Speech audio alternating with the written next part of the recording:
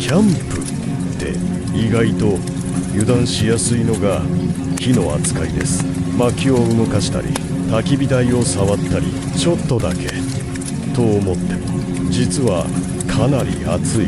ここで大事なのが耐熱グローブです。素手ではできない作業も安心して落ち着いて行えます。安全に作業できると焚き火の時間はもっと楽しくなります。使っている道具は固定コメントにまとめています。